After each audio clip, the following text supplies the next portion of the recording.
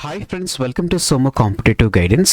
ఇస్రో నుంచి మనకి మంచి నోటిఫికేషన్స్ అనేటువంటిది రావడం జరిగిందనమాట అండి. ఇవి పర్మనెంట్ జాబ్స్ అనమాట అండి. పర్మనెంట్ జాబ్స్ సంబంధించినటువంటి అప్డేట్ అనమాట. సో ఇంతకీ ఏ పోస్టులకు గాను ఇస్రో నోటిఫికేషన్ రిలీజ్ చేసిందని మనం చూసుకున్నట్లయితే assistants, junior personal assistants, upper divisional clerk, stenographer సంబంధించినటువంటి పోస్టులకు సంబంధించిన నోటిఫికేషన్ అనేటువంటిది రిలీజ్ చేయడం జరిగిందనమాట.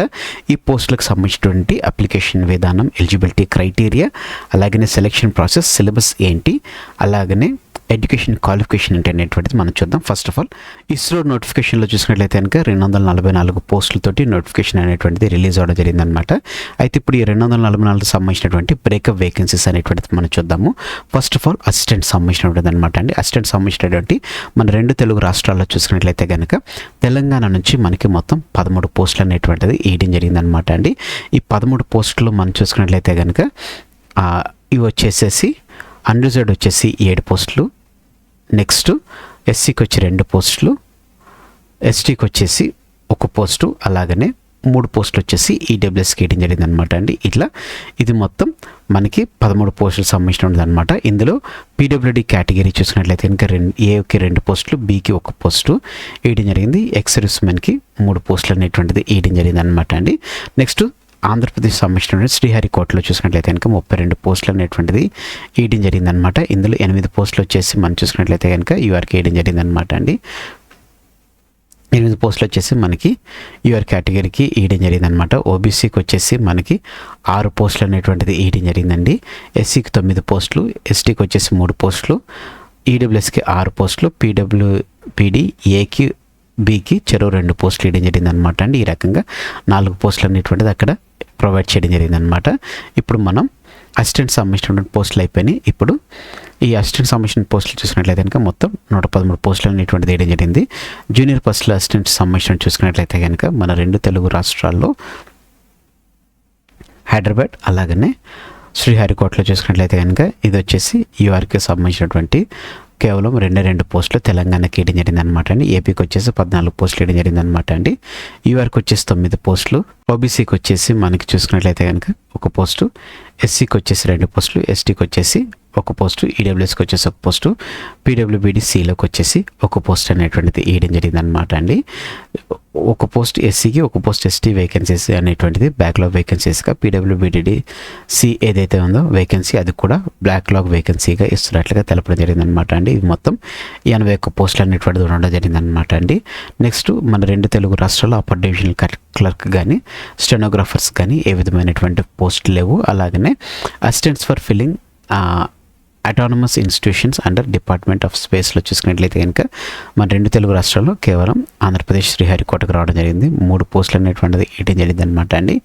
యూఆర్కి 1 పోస్టు, నెక్స్ట్ ఎస్సీకి 1 పోస్ట్ అనేటువంటిది వేయడం జరిగింది అనమాట అండి. సో ఈ రకంగా మనకి టోటల్గా వేకెన్సీస్ అనేటువంటిది వేయడం జరిగింది అనమాట. ఎడ్యుకేషన్ క్వాలిఫికేషన్ చూసుకున్నట్లయితే కనుక అసిస్టెంట్కి, సూపర్ డివిజనల్ క్లర్క్కి, అప్పర్ డివిజనల్ క్లర్క్ 1 పోస్టు ఒక రకంగా వేకెన్సీస్ వేయడం జరిగింది. జూనియర్ పర్సనాలిటీ అసిస్టెంట్ అదే రకంగా స్టెనోగ్రాఫర్కి 1 రకంగా ఎడ్యుకేషన్ క్వాలిఫికేషన్ ఎక్స్పీరియన్స్ రావడం జరిగింది అనమాట అండి. కంపల్సరీగా గ్రాడ్యుయేషన్ అనేటువంటిది 60% అంటే ఫస్ట్ క్లాస్ తోటి ఉండాలి, లేకపోతే CGPA తోటి ఉన్నట్లయితే కనుక 6.32 అనేటువంటిది ఉండాలన్నట్లుగా తెలపడం జరిగింది. అలాగనే కంప్యూటర్ ప్రొఫెషన్స్ అనేటువంటిది కంపల్సరీ అన్నట్లుగా మనకి తెలపడం జరిగింది అనమాట. ఇది కేవలం అసిస్టెంట్స్కి, సూపర్ అప్పర్ డివిజనల్ క్లర్క్ అనమాట అండి. ఇప్పుడు మనం జూనియర్ పర్సనల్ అసిస్టెంట్కి అదే రకంగా స్టెనోగ్రాఫర్ చూసుకున్నట్లయితే కనుక 60% అనేటువంటిది మినిమం, లేకపోతే 6.32 అనేటువంటిది CGPAగా ఉండడం జరిగింది అనమాట అండి. 10 పాయింట్స్ దాని కింద వీరు అట్లానే ఒకవేళ డిప్లొమా చేసినటువంటి వారు డిప్లొమా సెక్రటేరియల్ దాంట్లో 60% మార్క్స్ అనేటువంటిది, లేకపోతే 6.32 అనేటువంటిది అడగడం జరిగింది. ఒకవేళ స్టెనోగ్రాఫర్ అయినట్లయితే కనుక 1 year ఎక్స్పీరియన్స్ అనేటువంటిది అడగడం జరిగింది అనమాట అండి. అలాగనే మినిమం స్పీడ్ అనేటువంటిది 60 words per minute అనేటువంటిది స్టెనోగ్రాఫర్కి ఇవ్వడం జరిగింది. అలాగనే proficiency in the use of computer అనేటువంటిది అడగడం జరిగింది అనమాట అండి. సో ఈ రకంగా ఎడ్యుకేషన్ క్వాలిఫికేషన్ అదే రకంగా ఎక్స్పీరియన్స్ అనేటువంటిది అడగడం జరిగింది అనమాట అండి. ఏజ్ లిమిట్ వచ్చేసి 28 అనేటువంటిది మ్యాక్సిమం ఏజ్ లిమిట్ కింద వేయడం జరిగింది అనమాట. ఎస్సీ ఓబీసీ వర్క్ చూసుకున్నట్లయితే కనుక 31 years, ఎస్సీ ఎస్టీ వర్క్ చూసుకున్నట్లయితే కనుక 33 years అనేటువంటిది వీరికి ఏజ్ రిలాక్సేషన్గా వర్తిస్తుంది అన్నట్లుగా ఇందులో మనకి తెలపడం జరిగింది అనమాట అండి. అయితే ఈ పోస్టులకు సంబంధించినటువంటి ఆన్లైన్ అప్లికేషన్ అనేటువంటిది నిన్నటి దినం నుంచి 27 July నుంచి స్టార్ట్ అవ్వడం జరిగిందండి. 16th ఆగస్టు వరకు ఉండడం జరుగుతుంది అన్నమాట. 16th ఆగస్టు నైట్ వరకు ఉంటుంది మనకి ఆన్లైన్ అప్లికేషన్. ఎవరైతే ఈ పోస్ట్కి ఎలిజిబిలిటీ అనిపించారో అంటే ఏజ్ పరంగా అలాగనే ఎడ్యుకేషన్ క్వాలిఫికేషన్ పర్పస్గా మీరు ఎలిజిబిలిటీ అనిపించినటువంటి వారు వెంటనే ఈ పోస్ట్కి మీరు అప్లై చేసుకోండి. ఏ విధమైనటువంటి లేట్ చేయకోకుండా మీరు కనుక ఈ పోస్ట్కి ఎలిజిబిలిటీ అయినట్లయితే కనుక వెంటనే అప్లై చేసుకోండి.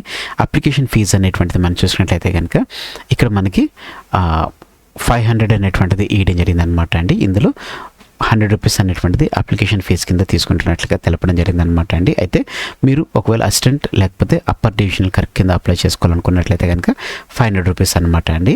ఒకవేళ మీరు జూనియర్ పర్సనల్ అసిస్టెంట్ లేకపోతే స్టెనోగ్రాఫర్ ఇస్రో దాని కింద చేయాలనుకున్నట్లయితే కనుక 500 రూపీస్ అనమాట.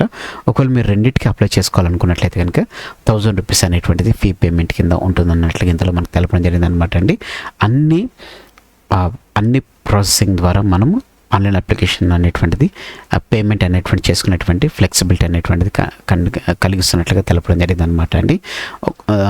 రీఫండ్ ఆఫ్ ద అప్లికేషన్ ఎవరైతే ద ప్రాసెసింగ్ ఫీ ఏదైతే ఉందో దాన్ని will be refunded candidates who appear in the return test CBT under చెప్పడం జరిగింది అనమాట. ఎవరైతే SC ST PWD వారు ఉన్నారో వారికి రీఫండ్ అనేటువంటిది అవుతుందన్నట్లుగా ఇందులో మనకి తెలపడం జరిగింది అనమాట. 100 రూపీస్ అదే వారు డైరెక్ట్గా బ్యాంక్ అకౌంట్ ఎప్పుడైతే మనం పే చేసేటప్పుడు ఆన్లైన్ ప్రాసెస్ చేస్తామో ఆ సేమ్ అకౌంట్కి అమౌంట్ అనేటువంటిది వెళ్తుంది అన్నట్లుగా తెలపడం జరిగింది అనమాట అండి.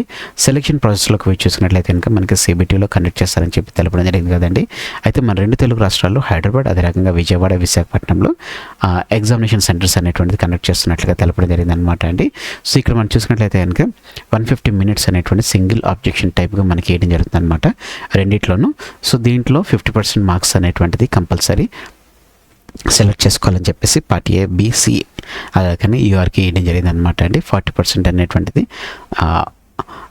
పార్టీ ABC అదే రకంగా రిజర్వ్డ్ కేటగిరీస్కి ఇస్తున్నట్లుగా ఇందులో మనకి తెలపడం జరిగింది అనమాట అండి. స్కిల్ టెస్ట్కి చూసుకున్నట్లయితే కనుక ప్రిలిమ్స్ నుంచి అంటే CBT నుంచి ప్రిలిమ్స్ స్కిల్ టెస్ట్కి 1.5 personsని అంటే ఒక పోస్ట్కి వచ్చేసి 5 మందిని సెలెక్ట్ చేస్తారన్నట్లు ఇందులో మనకి మెన్షన్ అనేటువంటి చేయడం జరిగింది అనమాట అండి. సిలబస్ వీటంతటిని గురించి నేను మీకు ఇక్కడ తెలపడం జరుగుతుంది అనమాట. అయితే స్కిల్ టెస్ట్లో చూసుకున్నట్లయితే కనుక 60% యూఆర్కి 50% అనేటువంటిది రిజర్వ్ కేటగిరీస్కి ఇస్తున్నట్లుగా తెలపడం జరిగింది అనమాట అండి. సో ఈ సిలబస్ ఏంటి దీనికి సంబంధించినటువంటి వివరాలు తెలుపుతాను. అలాగనే ఎవరైతే టైపింగ్ టెస్ట్కి ఎవరైతే స్కిల్ టెస్ట్కి ఎవరైతే ఉన్నారో స్టెనోగ్రాఫర్ పోస్టులకి వారు కంపల్సరీ ప్రాసెస్ క్రైటీరియా ఏంటంటే కంప్యూటర్ టెస్ట్ ఇందులో 60% యూఆర్కి 50% ఉండదన్నమాట అండి.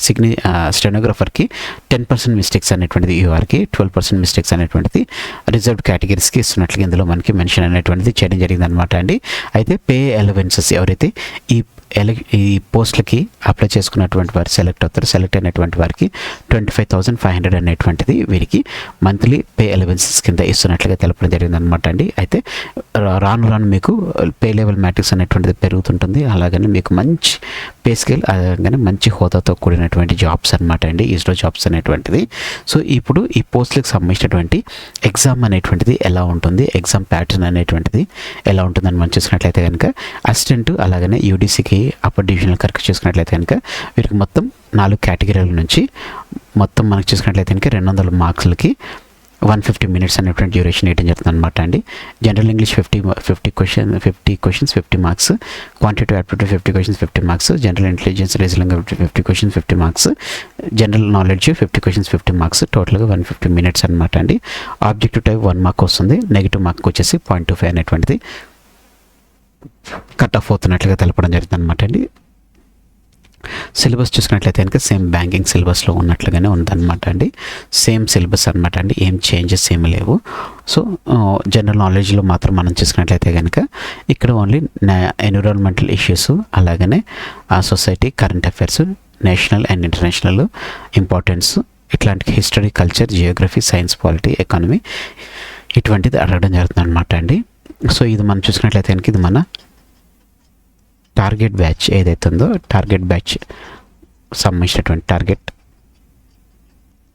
100+ కోర్స్ అనేటువంటిది నేను ఇప్పుడు రీసెంట్గా ఆగస్ట్ 1 నుంచి స్టార్ట్ చేస్తున్నాను అనమాట అండి. సో దాంట్లో మీకు ఇటువంటి ఇంపార్టెంట్ అంతా మీకు అందులో పొందుపరచడం జరుగుతుంది అనమాట అండి. సో అలాగే జేపీఎస్ స్టెనోగ్రాఫర్స్ చూసుకున్నట్లయితే కనుక వీరికి కేవలం త్రీ సబ్జెక్ట్స్ ఉంటాయి అనమాట అండి. English and comprehension 100 questions 100 marks, general intelligence reasoning 50 questions 50 marks, quantitative aptitude general knowledge 50 questions 50 marks అనమాట అండి. టోటల్ 150 మార్క్స్ టైం అనేటువంటిది ఉండడం జరుగుతుంది అనమాట అండి. 200 క్వశ్చన్స్ గాను 1 క్వశ్చన్ వచ్చేసి ఈచ్ క్వశ్చన్ వచ్చేసి 1 మార్క్ క్యారీ అవుతుంది. నెగిటివ్ మార్కింగ్ వచ్చేసి 0.25 అనమాట అండి. సో ఇది సేమ్ సిలబస్ ఉండడం జరుగుతుంది అనమాట. ఎవరైతే కంప్యూటర్ టెస్ట్ ఉంటుందో వారు MS word 35 marks, MS Excel 35 marks కిందకి వీరికి ఇవ్వడం జరుగుతుంది. ఎంఎస్ పవర్ పాయింట్ వచ్చేసి 30 మార్క్స్ కింద, డ్యూరేషన్ టెస్ట్ వచ్చేసి 75 మినిట్స్ అనేటువంటిది ఉంటుంది అన్నట్లుగా తెలపడం జరిగింది అనమాట అండి. స్టెనోగ్రాఫర్ చూసుకున్నట్లయితే కనుక స్టాండర్డ్ టెస్ట్ అనమాట అండి. షార్ట్ అండ్ టెస్ట్ వచ్చేసి 300 words per 60 words per minute అనేటువంటిది ఇవ్వడం జరుగుతుంది అనమాట అండి. 5 మినిట్స్ డ్యూరేషన్ అనమాట. ప్యాసేజ్లో చూసుకున్నట్లయితే కనుక 30 మినిట్స్ ఇవ్వడం జరుగుతుంది అనమాట అండి. షార్ట్ హ్యాండ్ వాళ్ళకి చూసుకున్నట్లయితే కనుక స్ట్రోక్స్ అన్నీ కరెక్ట్గా ఉండాలని చెప్పేసి తెలపడం జరిగింది అనమాట అండి. ఫుల్ మిస్టేక్స్ అనేటువంటిది ఇందులో చూసుకున్నట్లయితే కనుక మీకు 10% అనేటువంటిది యూఆర్కి, 12% అనేటువంటిది రిజర్వ్డ్ కేటగిరీకి ఇస్తున్నట్లుగా ఇందులో మనకి తెలపడం జరిగింది అనమాట అండి. సో ఈ రకంగా మొత్తం మనకి ఇస్రో నుంచి వచ్చినటువంటి 244 పోస్టులతో కూడినటువంటి స్టెనోగ్రాఫర్, అదే రకంగా అసిస్టెంట్ జాబ్స్కి మీరు కనుక ఎలిజిబిలిటీ ఉన్నట్లయితే కనుక వెంటనే అప్లై చేసుకోండి. అప్లికేషన్ లింక్ అనేటువంటిది నేను మీకు పిన్ కామెంట్లోనూ అదే రకంగా డిస్క్రిప్షన్ బాక్స్లో మీకు ప్రొవైడ్ చేస్తాను అనమాట అండి. సో ఫ్రెండ్స్ ఇదనమాట అండి ఇస్రో నుంచి వచ్చినటువంటి ఇంపార్టెంట్ నోటిఫికేషన్ సబ్మిషన్ వివరాలతో కూడినటువంటి video. Thanks for watching the video. Have a nice day. All the best for exams. Bye.